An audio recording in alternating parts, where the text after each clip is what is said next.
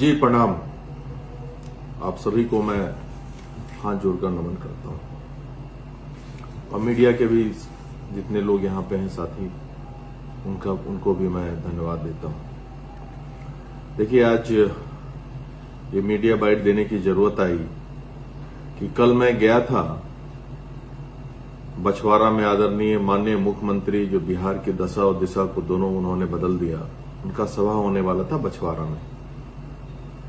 तो सभी जनता दल यू के लोगों ने मुझे आमंत्रित किया था। आदरणीय गिरिराज सिंह को भी जिताना है भारी मतों से, रिकॉर्ड मतों से। और बेगूसराय से मेरा बहुत जबरदस्त लगाव रहा है, क्योंकि बेगूसराय मुझे राजनीतिक पहचान बेगूसराय ने ही दी है मेरे जीवन में, और मैं ऋणी हूं बेगूसराय की धरती का। इतने कम समय में और उसके बाद सभी कार्यकर्ताओं से जो मेरा लगाव है, अटूट लगाव है, मेरा आना जाना हर एक फंक्शन में लगा रहता है सभी लोगों से। आज 10 साल से मेरा बचपन भी बेगूसराय में गुजरा है। तो आज आने का मुख्य कारण ये था कि कल मैं जब भाषण देने के लिए गया वहां पे, तो मैं भाषण में सिर्फ ये बोला कि गद्दारों से सावधान रहनी चाहिए लोगों को। और मैं बोला कि जब मैं मंच पे आता हूं तो गद्दार भाग जाते हैं। मैं उस पर आज भी कायम हूं अपनी बातों पे कि मैं एकदम सही बोला। नतीजा भी देखने को मिला।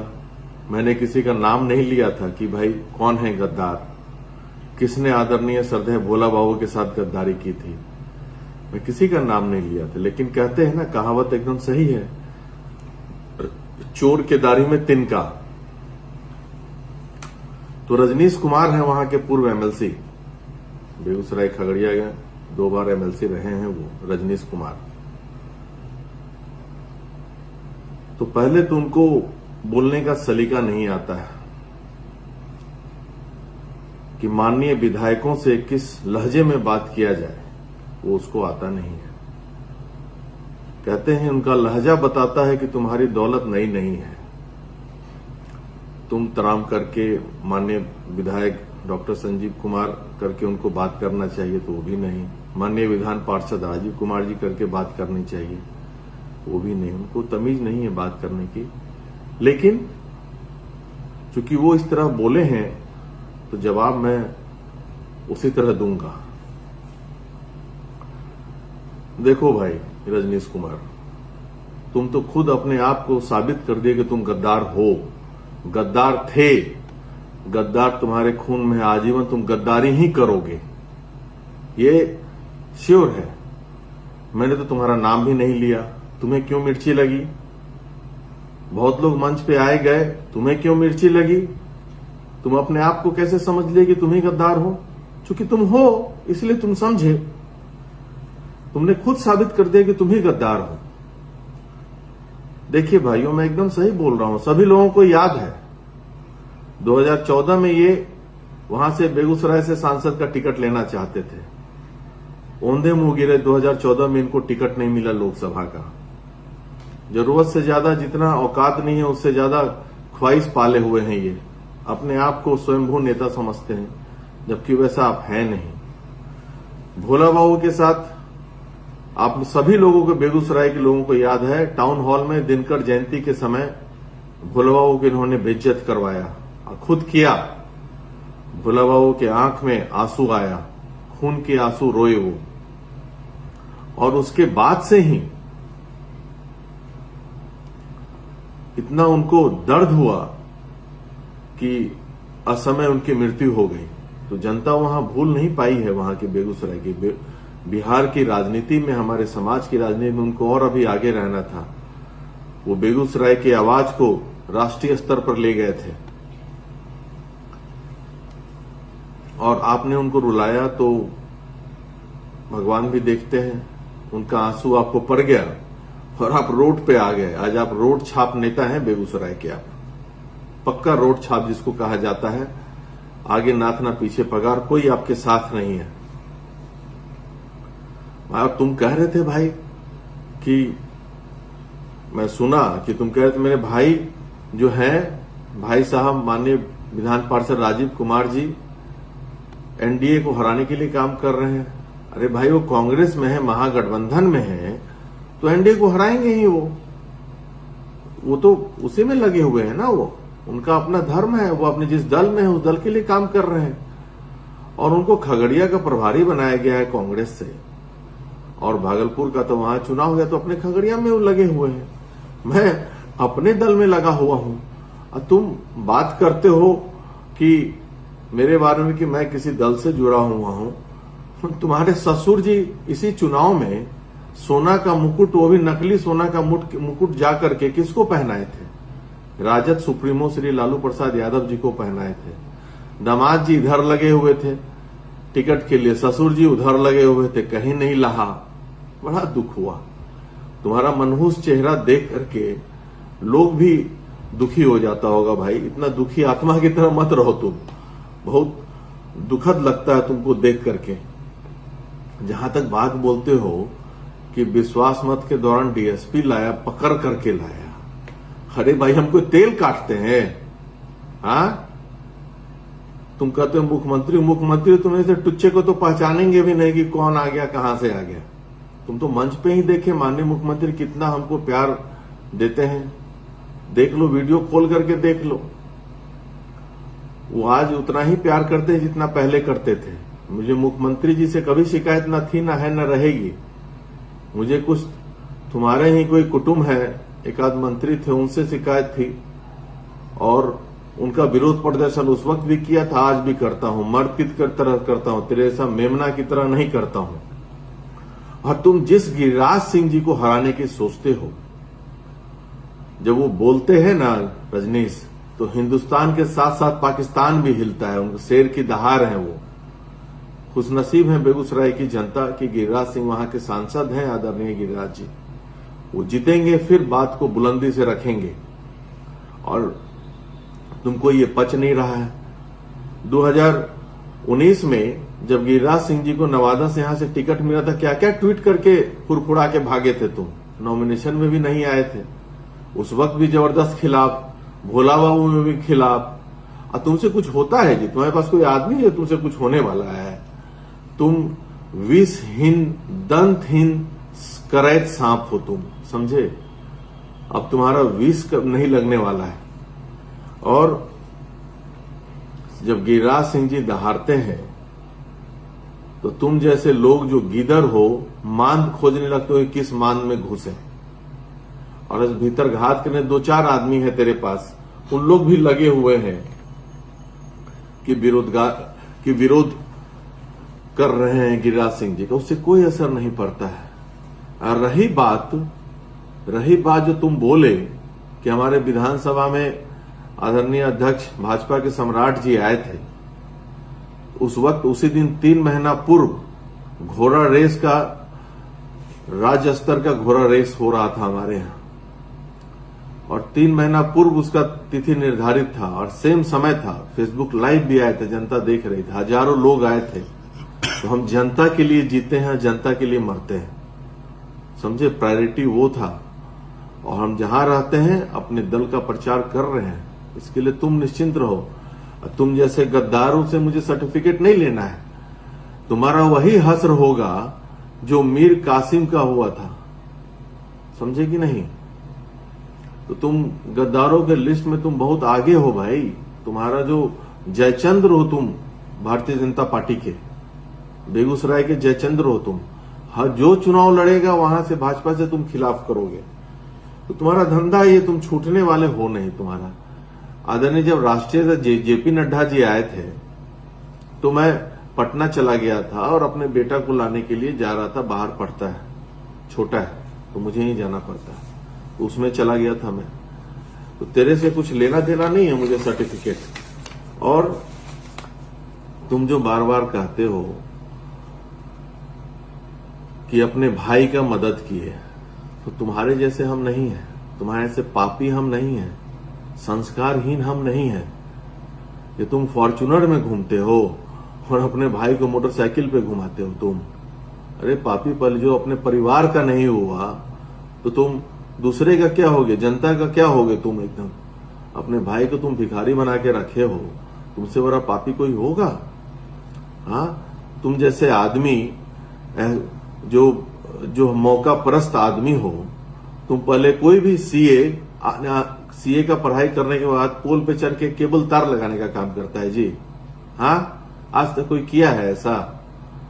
अरे आप लोग मीडिया के साथी आप ही बताइए कि सीए करके ऑफिस में बैठ करके चार्टर्ड अकाउंटेंसी करेगा कि केबल का तार लगाने का काम करने लगेगा? ये आया वहां से कहीं से करके नकली जगह से, और फिर यहाँ पे तार लगाने का काम केबल का करने लगा, और उसी में किसी कोई भांप लिया कि जिससे इसका जीवन बन गया, उसी समय सेटिंग कर लिया ही।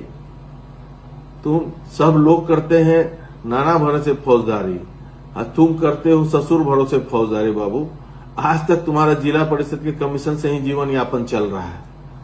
तुम किए क्या हो भाई? तुम क्या किए हो? तुम्हारा ऐसा गद्दार खोजने से मिलेगा? अपराधी चरित्र के आदमी हो तुम भाई। तुम किए क्या हो आज तक?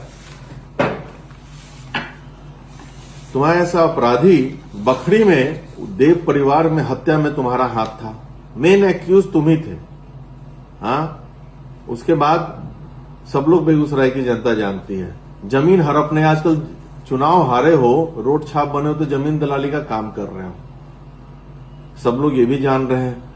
तुम्हारे लिए सेठ जी जान दे दिए। मेरे हर चुनाव में खिलाफ करते थे सेठ जी कि नहीं, रजनीश जी मेरे पार्टनर हैं, जमीन का धंधा हम लोग साथ में करते हैं। सेठ जी तो सांभो के जो जिला परिषद सदस्य थे, उनके साथ तुम कितना अन्याय किया। साथ में बैठाकर अकेले पाकर हाथापाई किया, वो भी तुमको थपड़ाए, तुम भी मारपीट किया उनके साथ। तुम तो लतखोर हो बाबू, तुम सुधर जाओ। देख भाई, अभी वक्त है, सुधर जा। तुमको तो हम लोग धरातल पे ले आए हैं। गद्दारों का जो हश्र होता है तेरे साथ हो रहा है। और अहंकारी तो ऐसा कि कुछ कहना नहीं है, कुछ नहीं, रोड छाप है। अहंकार ऐसे लगते हैं कि रावण वाला अहंकार पाल के रखे हो। तो उसका उपाय तो अब तुम धरातल पे हो, अब कुछ दिनों तुम रसातल में चले जाओगे बाबू तुम। और पहाड़ से क्या खिलाफ तुम कर रहे हो? गिरिराज सिंह जी, तुम साथ रहो अथवा नहीं रहो, पिछला रिकॉर्ड से ज्यादा वोट इस बार जीतने जा रहे हैं। सभी जनता दलियों के कार्यकर्ता उसमें लगे हुए हैं। तुम विघ्न डालने का कोशिश किया प्लान्ड वे में, जनता ये समझती है। तुमने हमारे माननीय मुख्यमंत्री का अपमान किया।